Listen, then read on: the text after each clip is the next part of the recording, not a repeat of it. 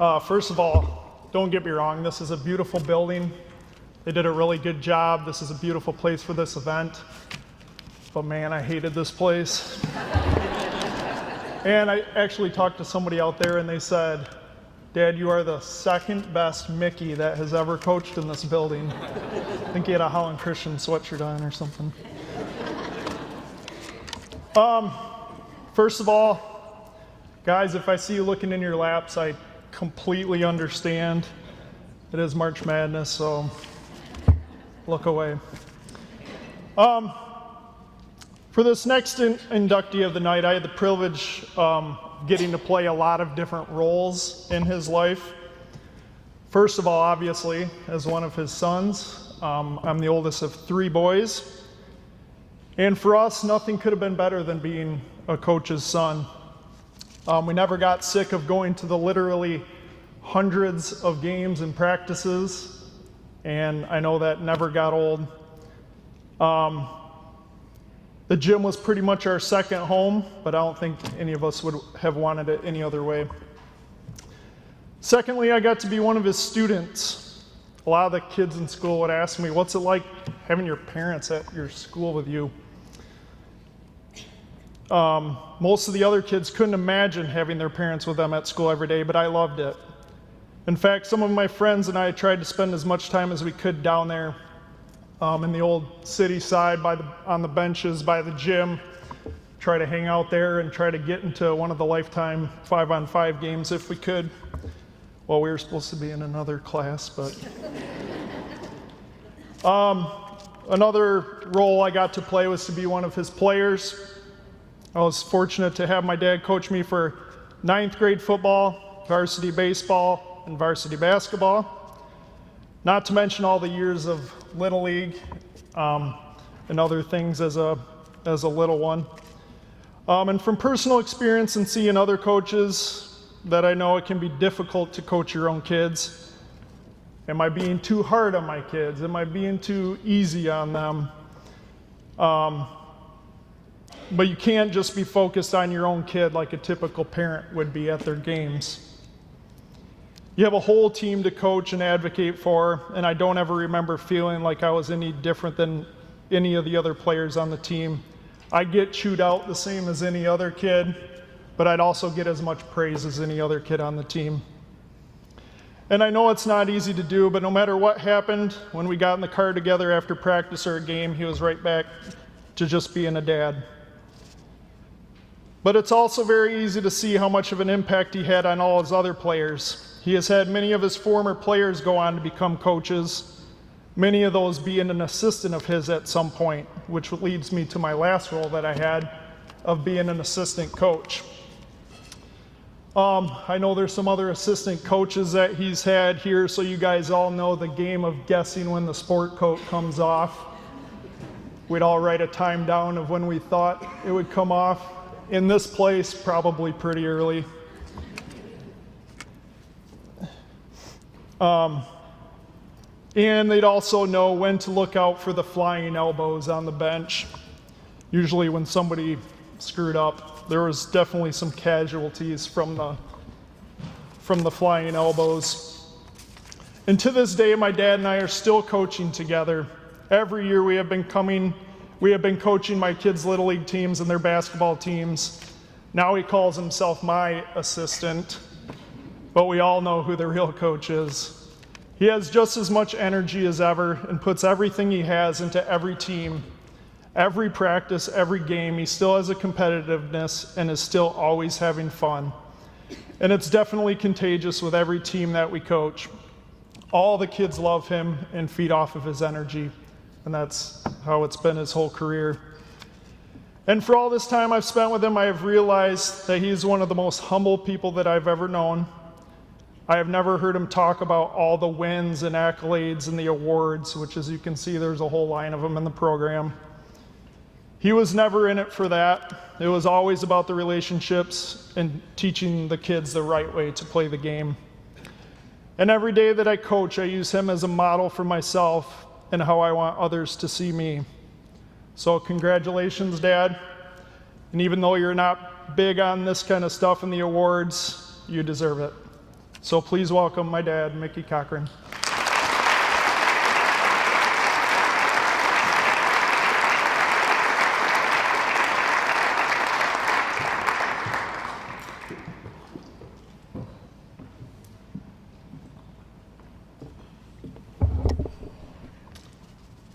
Thank you, Jason. What a great night this is. We've been in Florida during March, so this is the first one I've been able to come to, and it's so great to see former players, former coaches that we've coached together, and friends and students and parents of students and players. It's a great place, and I'm very fortunate to be here. I have to first congratulate the other inductees. I feel like I know them. Sarah, I remember you being born. I wasn't there, but I remember her being born.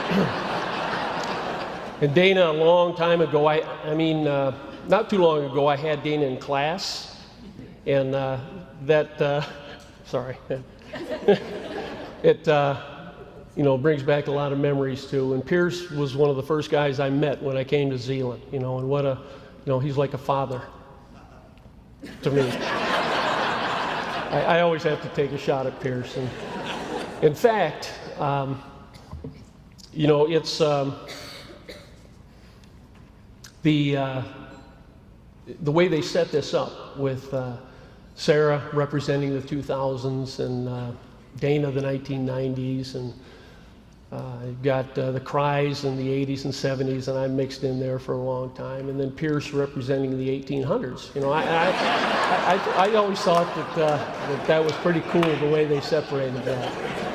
And I love Pierce. I always have to take a shot at him since I'm going first because I know it might be coming second. So congratulations to all the inductees. And it's great to get an old guy award. And that's kind of what I get and what Pierce is getting too. And, when you get those longevity awards, there are always so many supporters, so many people that have just kind of paved the way.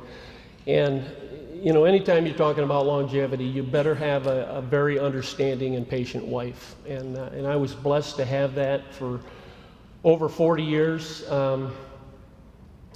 Where my wife Judy was at probably every game. I know she only missed a handful of games over 40 years, and that's a true supporter. But if you were to ask Judy or myself what our greatest source of pride is, it wouldn't be coaching and it wouldn't be teaching. It would be seeing that our three sons, Jason, Mike, and Brian, have grown up to be strong in their faith, committed to their beautiful wives, Brenda and Nicole and Leah, and great fathers to their children or our 12 grandchildren.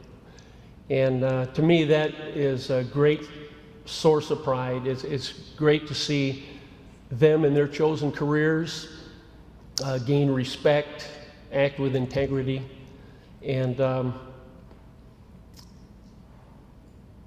and are well respected by their peers. So that to me is a great source of pride. When you talk about the term influence, your parents. A lot of you are parents out here and you have kids, and you know the amount of work that it takes to take them to practice and to games and all the things that go along with that. My parents were the same way, and I owed them. They've both passed on, but I owe them so much. They influenced me to do things the right way, and they were at probably every game I ever played as a kid. So, if you're a parent, you got to know that that's going to have a great effect on your kids later on. Besides my parents, I think the influence that affects me the most is that of the former coaches that I've had growing up.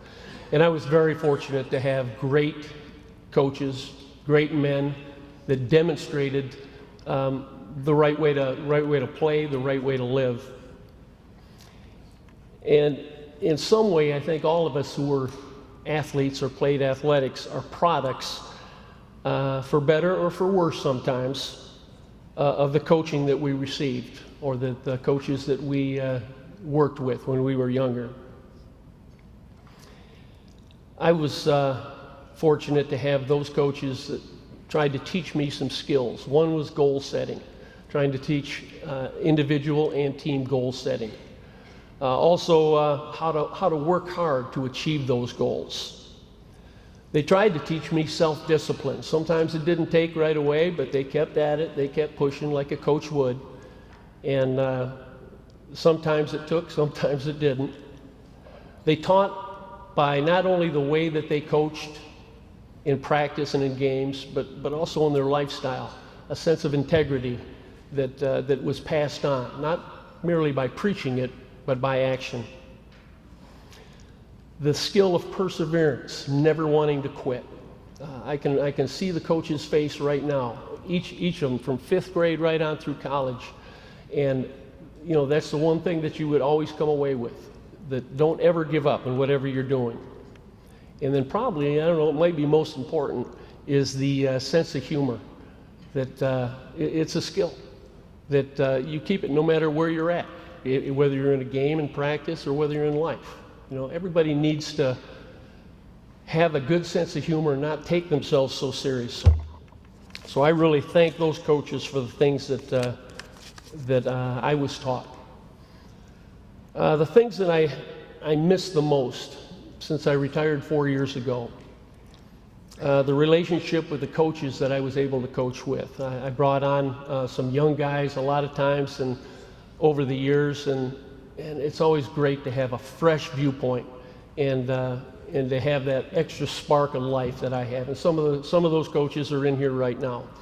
And you know, I really miss the relationship that I had with them, and even some of the coaches I coached against, and even some referees. Not too many of them, but even some referees, I do miss interacting with it.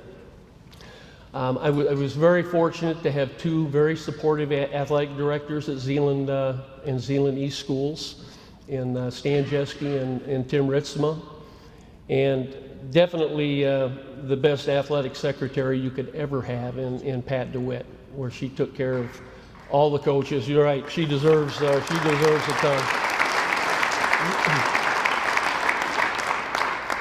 And looking back at the 26 years that I was at Zeeland and coached at Zeeland in different sports, just seeing the players, and I see some here tonight, and I run into them in town and stuff, and the players and students that I have, it's always fun to think back of the good times and the fun times that we had in class and actually in the sports that you played.